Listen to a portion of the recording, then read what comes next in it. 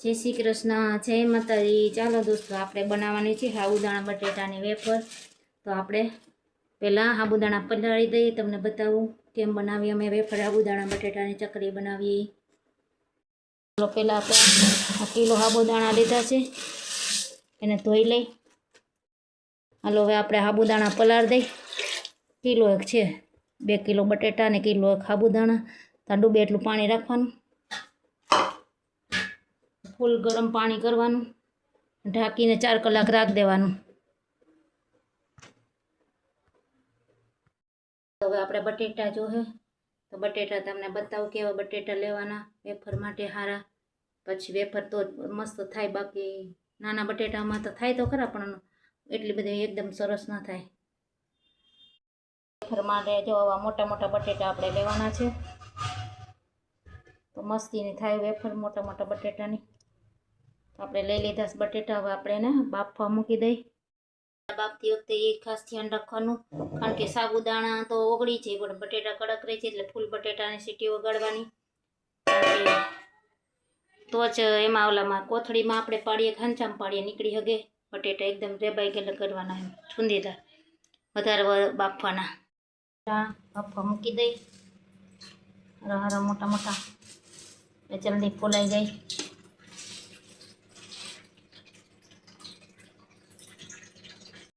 ચાલો દોસ્તો, આપણે બટેટાને બાફી નાખીએ।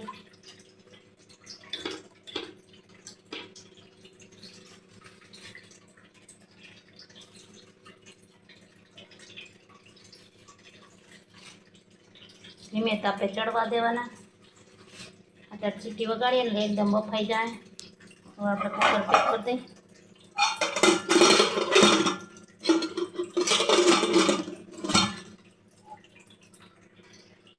તો હવે આપણે બટેટા બાફવા મૂકી દીધા છે, 6-7 સીટી વગાડી નાખીએ।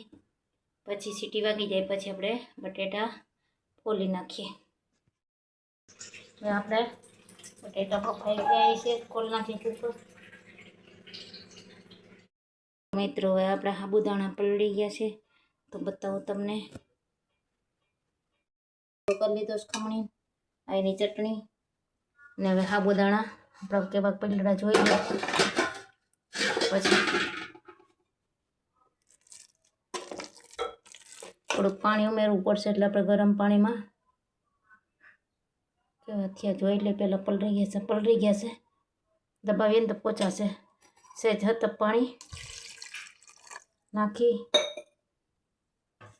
અને હલાવીને થોડીક વાર રાખી દેવાનું। આ ચટણીને બધું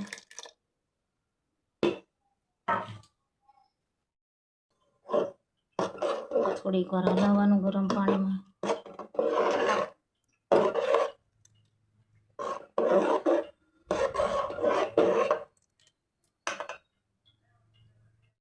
ચાલો હવે આપણે આમાંથી અડધું કાઢી લઈએ, થોડુંક સાબુદાણાની નકરી વેફર કરવા।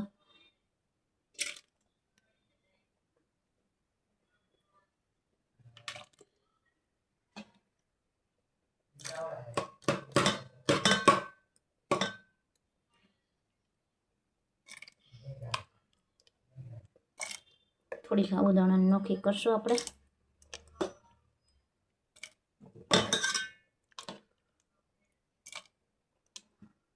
વગર બટેટાની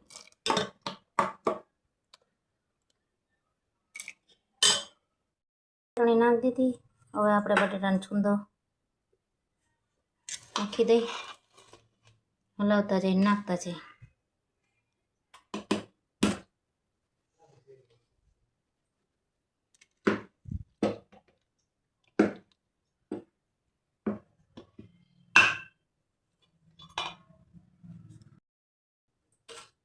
ચાલો હવે નમક નાખી દઈ।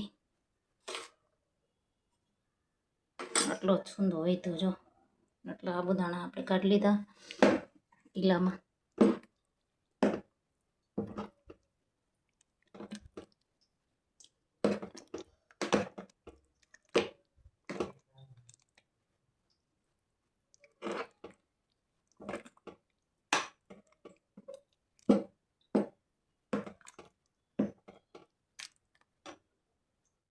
ચાલો હવે થઈ ગઈ છે આપણી વેફર તૈયાર, તો પાડી લઈ.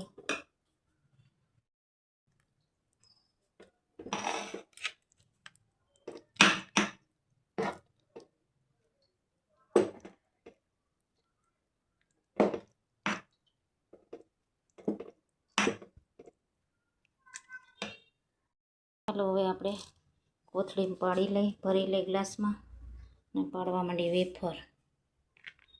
ચાલો હવે આપણે બેગ લઈ લીધી છે, ગ્લાસમાં રાખીને આપણે ગ્લાસમાં રાખી દીધી છે કોથળી. પછી ભરી લઈ. હંચામાં બહુ વાર લાગે એટલે કોથળીમાં ભરી એકલા કરવાનું હોય ને તો હંચો આપણે ન કરી શકીએ. આપણે પ્લાસ્ટિક ઉપર આડી લાઈન કરવા માંડીએ એવી રીતના. સેજોલી જાડી થાય છે પણ ભલે થાય પણ પોચી થાય.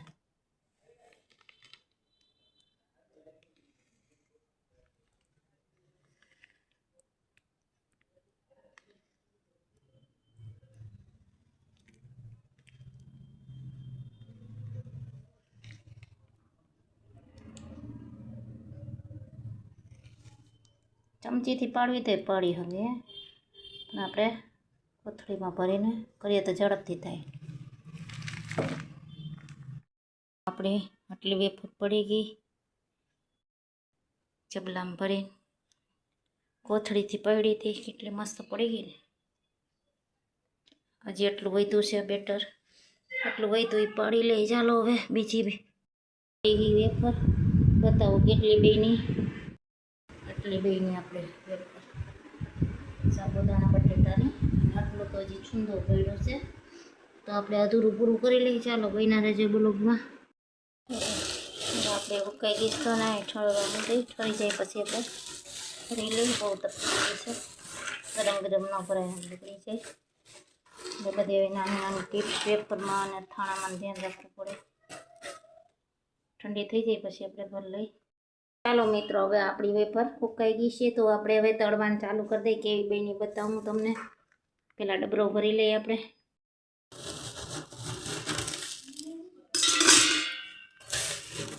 ઉપરથી તારવીને આપણે ભરી લઈએ ડબરો. શ્રી કૃષ્ણ, જય માતાજી, ગુડ ઇવનિંગ દોસ્તો. તો ચાલો હવે આપણે વેફર તળી લઈ. આવી ગયા આપણે રસોડામાં. ગરમ કરવા મૂકી દીધું છે, તેલ તાપે એટલે કેવી થઈ બતાવું તળીને તમને. આપણું તેલ આવી ગયું છે, તો આપણે વેફર તળી લઈ. ફૂલાવા દેવાનું તેલ.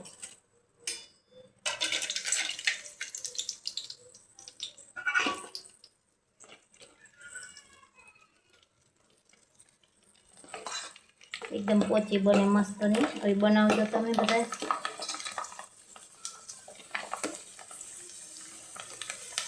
મહેનત પડે પણ આમ થાય વસ્તુ સારી. જો કેટલી ફૂલી. ખાલી બટેટાની કરો ને તો કડક થાય, પણ સાબુદાણા નાખીને બનાવો તો એકદમ પોચી થાય.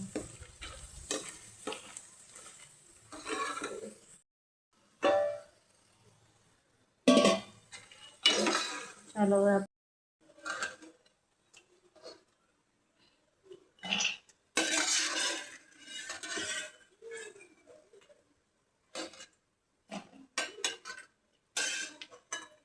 બનાવજો તમે એવી રીતના સાબુદાણાની બટેટાની વેફર, મસ્ત બને પોચી. ચાલો મિત્રો તમને બતાવું કેવી પોચી થઈ છે, ખાઈને બતાવું તમને, ભાંગીને બતાવું. પોચી થઈ બતાવું તમને, એકદમ પોચી થઈશ. રૂ જેવી પોચી થઈશ મસ્તની. દાંત વિના નહીં ખાઈ શકે. ઓલી તો નકરા બટેટાને કરો ને બહુ કડક થાય. જો આ એકદમ પોચી થઈ. ભાંગો ને તમે ભૂકો થઈ જાય. એટલે બનાવજો તમે આવી રીતે. તો આપણી વેફર બની ગઈ તળી. તો તમને બતાવી કેવું લાગ્યું બ્લોગથી કોમેન્ટ કરજો, અને તમે કેવી રીતના બનાવો તે કોમેન્ટ કરજો, અને ગમે તો શેર કરજો અને સબસ્ક્રાઈબ કરજો. તો આપણે આ બ્લોગ અહીંયા પૂરો કરીએ છીએ. જય માતાજી બધાને.